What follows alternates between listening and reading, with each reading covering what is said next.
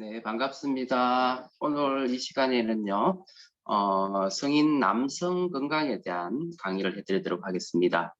여기 보면, 안드로포즈라는 용어가 나오죠. 그래서 그 여성 호르몬이 떨어져서 나타나는 증상을 가지고 메노포즈 이렇게 이야기를 하는데, 남성 호르몬이 떨어짐으로써 나타나는 그런 증상을 가지고 안드로포즈라는 용어를 사용할 수 있어요.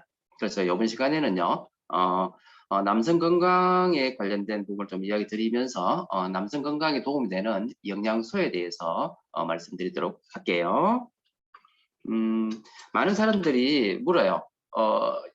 여러분은, 그러니까 선생님은 건강을 위해서 어떤 음식을 드시느냐, 어떤 영양소를 주로 드시느냐, 이런 물어요. 그럼 물으면 사실 개개인의 영양 상태에 따라서 그 섭취하는 영양소도 참 다르지만은 저 같은 경우에는 여기 보시면 매일매일 먹는 게 뭐냐면 이제 가장 중요한 게 비타민과 미네랄 그리고 이제 식물 농축물이 들어가 있는 우리 아메이 제품에는 WX가 되겠죠.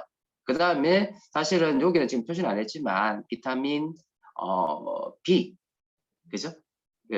비타민 B군, 그 다음 비타민 C, 아세로라 C를 받듯이 먹고요. 그 다음에 유산균, 그 다음에 비타민 D, 그 다음에 단백질하고 오메가3는 거의 매일 먹는 것 같아요. 그리고 추가적으로 가끔 먹는다고 제가 적어놨지만 사실 거의 매일 먹는 건데 셀레니움, 그 다음에 코엔자임 Q10, 밀크시슬 사실 요 세 가지 그 트리오는요. 특히 성인 남성들에 있어서 셀레니움은 항산화제이고 코큐텐은 에너지 대사에 도움이 되는 거고 혈압 조절해 주는 거잖아요. 그다음 밀크시슬은 간에 도움이 되기 때문에 특히 40대 이상의 남자들한테는 정말 중요한 거기 때문에 저도 꼭꼭 먹고 있는 것 같아요. 그리고 앞으로 이제 더 먹게 될 것 같은 게 이제 징크엠. 징크엠은 사실 이제 뇌혈액이라든지 치매의 어떤 예방이 되는 거잖아요. 그래서 그런 거 하고 아직은 먹지 않지만 소팔메토도 충분히 가능성이 있을 것 같고요. 그 다음에 이제 관절 건강을 위해서 조인트 가드 뭐 이런 종류를 아마 앞으로 먹게 될 것 같아요. 그리고 저는 이거 외에도 이제 체중 조절을 위해서 슬림 스마트라든지 CLA 같은 것도 사실 먹고 있습니다. 자, 그래서 중요한 거는 뭐냐면 이 개인의 체질이나 상태에 따라서 필요한 영양소는 차이가 있을 수 있기 때문에 잘 생각하셔서 그렇게 선택을 하시면 될 것 같습니다. 자, 그러면 본격적으로 여성 갱년기와 마찬가지로 남성 갱년기라는 용어를 쓰잖아요. 보통 이제 여자분들은 한 50 정도의 이제 갱년기가 온다면은 남성 호르몬이 떨어지게 되는 경우는 보통 한 40대부터 와요. 그래서 한 40부터 나이가 되면서 남성 호르몬이 이제 부족하게 되면서 나타나는 여러 가지 증상들. 여기 보면 이제 가장 먼저 우리 느끼는 게 뭐냐면 성욕과 성기능이거든요. 근데 성욕과 성기능에 이제 더불어서 뭐가 나타나냐면 기분 변화. 메노포즈, 여성 경쟁도 비슷하잖아요. 그래서 기분 변화가 오면서 지적이면서 지적 능력과 공감 지각력이 감소되고 피로감, 우울감. 근데 동반되면서 뭐냐면 이제 신체적으로 근육량이 감소하고 그 다음에 골다공증이 오게 되고 그 다음에 뱃살이 나오잖아요. 내장 지방이 늘어나게 되고 체모가 감소하고 이런 어떤 여러 가지 증상을 가지고 남성 갱년기다 이렇게 이야기를 하거든요. 그래서 보통 40대 이후의 남자들 중에서 한 30% 나타나니까 생각보다 높다는 거예요. 우리가 표현을 안 했을 뿐이지 상당히 많은 수에서 남성 갱년기를 이미 느끼고 있다는 거죠. 그래서 남성이 여성보다 우리 보통 건강하다고 이야기하시면 안 그래요. 사실 40대 이후의 사망률은 여성의 3배란 말이죠. 그리고 평균 수명이 아시다시피 여성보다가 남자들이 빨리 죽잖아요. 수명이 여자보다 영 길다는 거죠. 그리고 남성 갱년기는 결국은 40대 이후에 남성 호르몬, 한마디로 뭐라고 하면 안드로겐이라고 그러거든요. 이 안드로겐이 감소함으로 나타나는 여러 건강상의 어떤 문제점, 그것 때문에 결국 뭐가 되죠? 노화가 오게 되고 신체 저항력과 면역력이 떨어짐으로 해가지고 나타나는 걸 가지고 남성 갱년기다. 그래서 40대, 50대는 한 30%, 60대 이후에는요 40% 이상이 이를 느끼고 있다는 거죠. 그래서 사실 이 안드로겐 가는 거는요 남성 호르몬의 총칭이에요. 그래서 이제 우리 주로 알고 있는 가장 일반적인 남성 호르몬은 뭐죠? 테스토스테론이잖아요.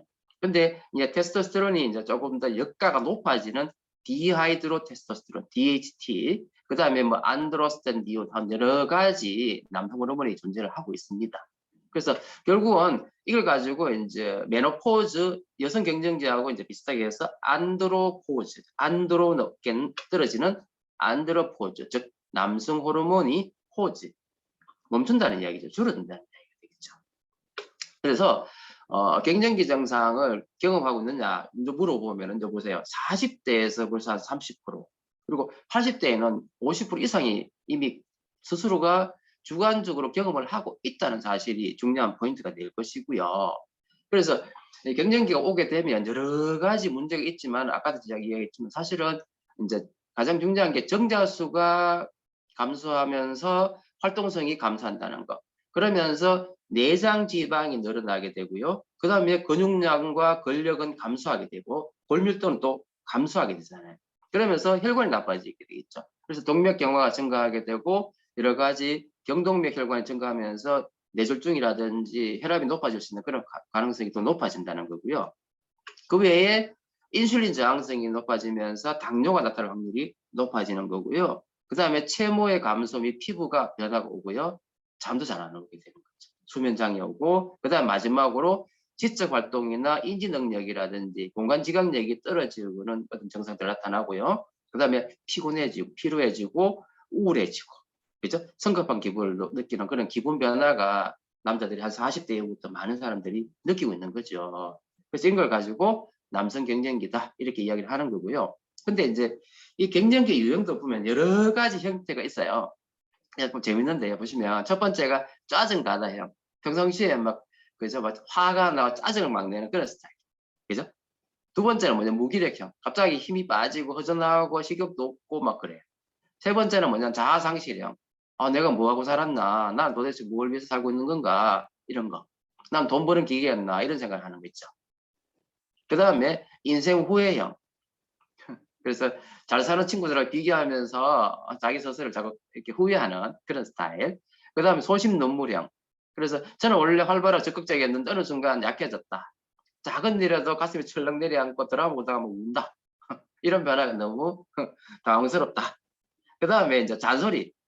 그죠? 작은 거에도 뭐 계속 잔소리가 돼 있는 거예요. 저도 이거 보니까 6가지 중에서 1번 짜증 과다도 많이 하는 것 같고 무기력도 가끔 느끼는 것 같아요. 그리고 사실 자아상실, 내가 도대체 뭔가라는 생각도 한 적이 있거든요.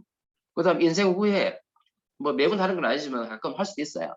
그 다음에 소심 눈물형, 저도 드라마 보고 눈물 흘리는 경우가 있거든요. 그 다음에 오늘 보니까 저는 잔소리꾼이 돼 있더라고요. 그래서 뭐 차이는 있겠지만 이런 거를 이렇게 대부분 다 느끼게 되는 것 같아요. 그래서 언제부턴가 힘이 빠지면서 센치해지는 이런 내 모습. 그러면서 결국은 뭐냐면 이게요. 여러분만 느끼는 게 아니라 모든 사람이 느끼기 때문에 너무 슬퍼하지 마시라는 거예요. 아시겠죠? 그래서 연령에 따라 가지고 이 테스토스테론이 보시면은요. 25세 100%면은 한 40대 되면 이제 벌써 한 30% 이상 떨어지잖아요. 60대가 되면 한 50% 떨어진단 말이에요. 그래서 이런 노화와 함께 자연스러운 어떤 감소 진행이긴 하지만 우리가 느끼는 건 상당히 힘들단 말이에요. 그래서 노화에 의한 것도 있지만 그 외에 다른 어떤 환경적인 요인, 즉 음주라든지 흡연을 하거나 그 다음에 나쁜 음식을 많이 먹게 되거나 아니면 스트레스를 많이 받으면 당연히 빨리 떨어지겠죠. 그리고 신체적인 요인이 많다는 거예요. 그래서 뚱뚱한 사람일수록 그래서 이런 갱년기가 빨리 와요. 그 다음에 혈압이라든지 당뇨라든지 그 외에 뭐 간질환, 그 다음에 운동이 부족하거나 이런 경우 노화 이런 거와 관련돼 가지고 이 남성 호르몬이 떨어지게 되는 거겠죠. 그래서 사실 이 테스토스테론이 하는 역할은요, 제가 지난번에 이제 메노포즈 여성 호르몬하고 이야기할 때도 마찬가지였는데 사실 남자들한테도 비슷한 어떤 기능을 하는 거예요. 그래서 보시면 피부나 머리카락 이런 콜라겐 같은 이런 그 단백질을 합성하는 데 도움을 주는 것이 테스토스테론이고요. 그 다음에 근육, 그죠? 그래서 근육통을 통해 가지고 근력이나 지구력. 그래서 이제 나이가 들면 점점 근육량이 빠져나가는 거겠죠. 그 다음에 뼈에 골다공증, 골밀도를 증가하고 유지시켜주는 것도 역시 테스토스테론이라는 거죠. 그리고 기분, 즉 남자가 20대, 30대는 막 자신감이 넘치고, 그죠? 그죠? 기분도 업이 돼 있고, 성욕도 증가하는 그런 모든 것이 바로 남성 호르몬과 관련돼 있다는 거죠. 그리고 적혈구 생성과 관련되는 거. 그 다음에 정자 생성이나 남성 성기능, 그 다음 전립선의 어떤 성장, 이 모든 거에 관여하는 것이 바로 테스토스테론이라는 거죠. 그래서 요게 뭐냐면요, 비뇨기과에서 주로 이제 그 설문지하는 아담 설문지라는 게 있어요. 그래서 여기에 보면 10가지가 있는데, 그래서 1번 뭐 성욕 감퇴 기억 기력, 2번 기력, 3번 체력 지구력, 4번 키가 줄어드느냐, 5번 삶의 즐거움이 줄어들었냐, 6번 울적하고 짜증나느냐, 7번 발기부전, 8번 운동 능력이 떨어지느냐, 저녁 식사 후에 바로 잠이 안 오느냐, 일의 수행력이 떨어지는데, 이런 10가지를 가지고 이야기를 하는데, 특히 1번과 7번 성욕 감퇴, 두 번째는 발기부전. 그래서 1번과 7번이 긍정적이면서 다른 항목이 3개 이상 있으면은요, 남성 갱년기를 우리가 의심을 해야 된다는 거죠. 그걸 가지고 안드로포즈, 아까 이야기 드렸지, 그죠? 안드로포즈라고 합니다. 그래서 중요한 건 뭐냐면, 이 남성 호르몬이 떨어지는 그 자체가요, 말하는 건강에 어떤 관련된 문제를 일으킬 수 있기 때문에 우리가 조금 더 관심을 가지셔야 돼요. 그래서 테스토스테론이 만약에 떨어지게 되면은요, 첫 번째 당뇨병이 2.3배로 늘어나요. 그 다음에 심혈관계 질환이 2배로 또 증가하게 되고요. 그 외에 고혈압이나 고지혈증도 1.6배 늘어나게 되고, 그 다음 우울증과 같은 어떤 만성 질환들이 늘어난다는 그런 보고가 있는 거예요. 그래서 결국 뭐야? 그래서 남성 호르몬이 떨어지는 데 대해서 남성 호르몬 보충요법을 우리가 할 수 있어요.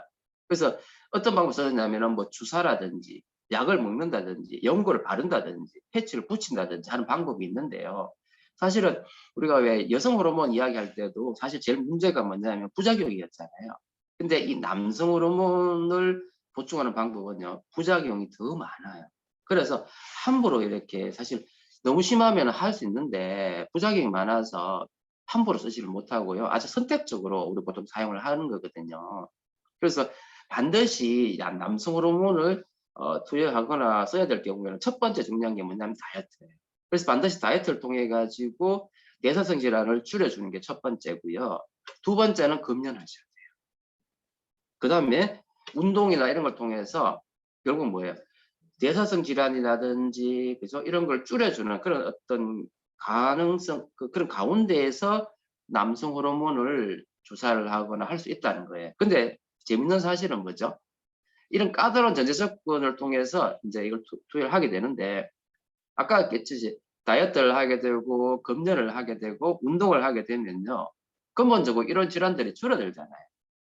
그래서 식생활 습관과 생활 습관을 바꿈으로 해가지고요, 이 남성 호르몬이 그 자체만으로도 회복될 가능성이 높다는 거죠.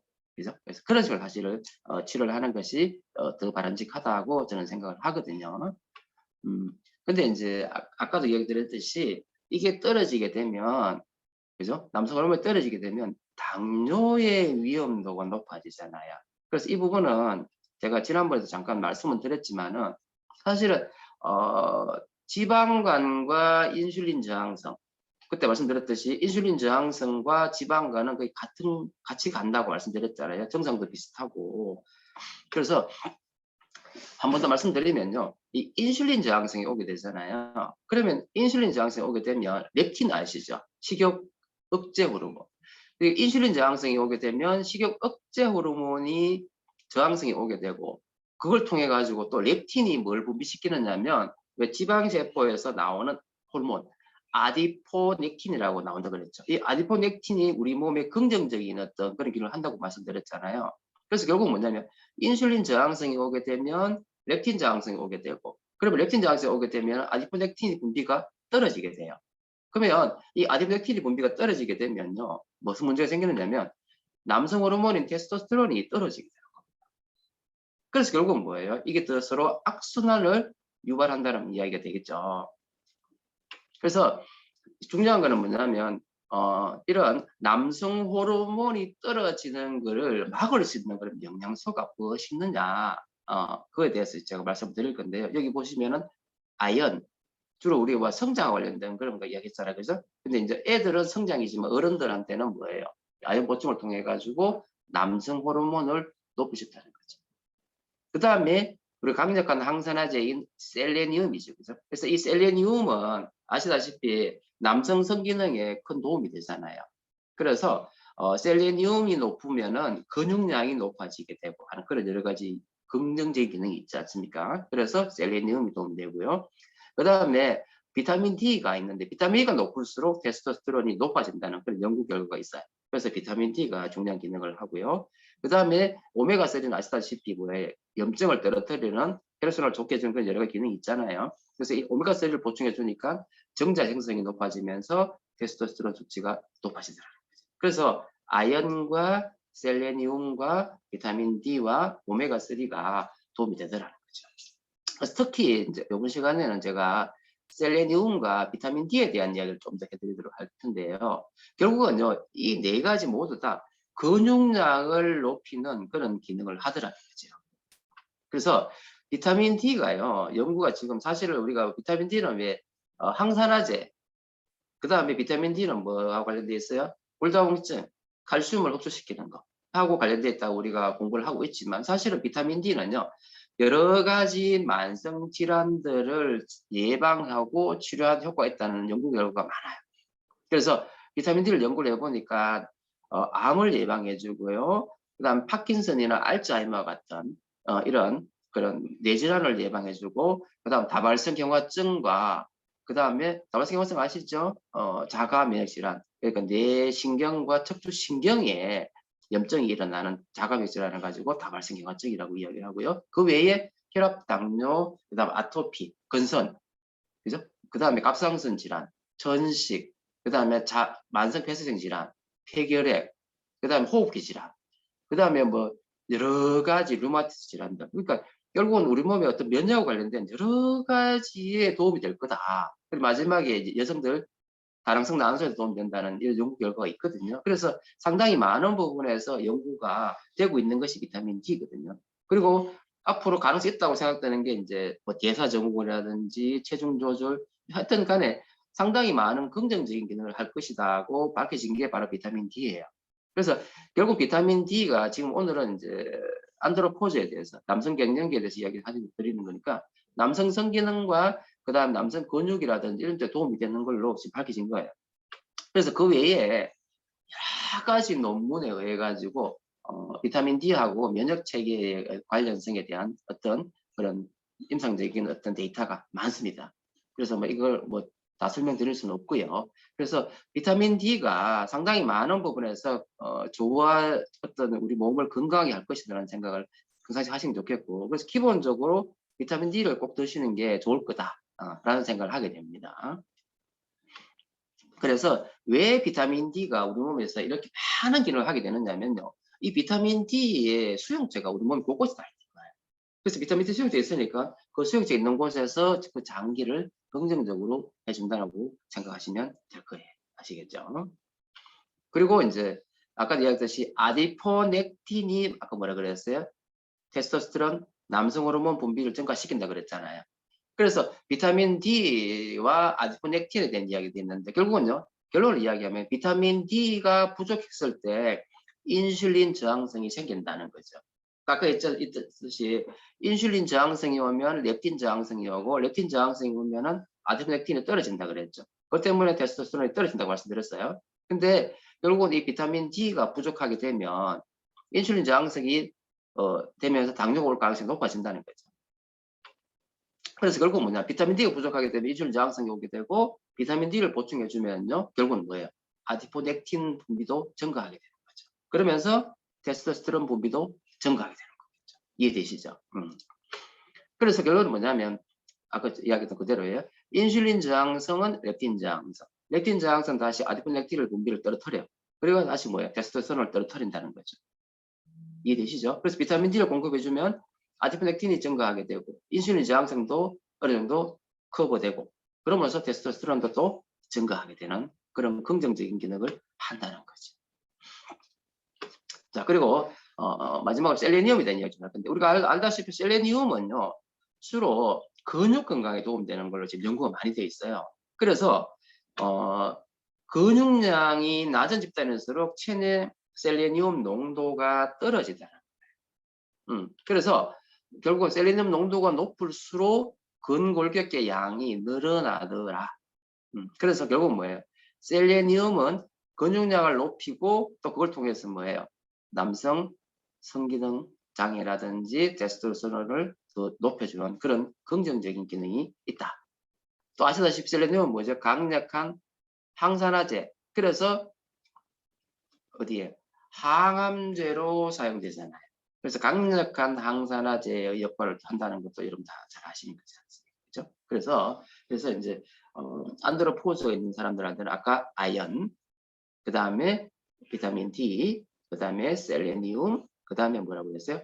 오메가3. 그죠? 이런 걸 통해서 여러분의 남성 그 성기능 장애, 그 다음에 안드로포즈의 어떤 증상들을 치료할 수 있다고 말씀드릴 수가 있겠습니다. 예, 오늘 강의는 이것으로 마치도록 하겠습니다. 감사합니다.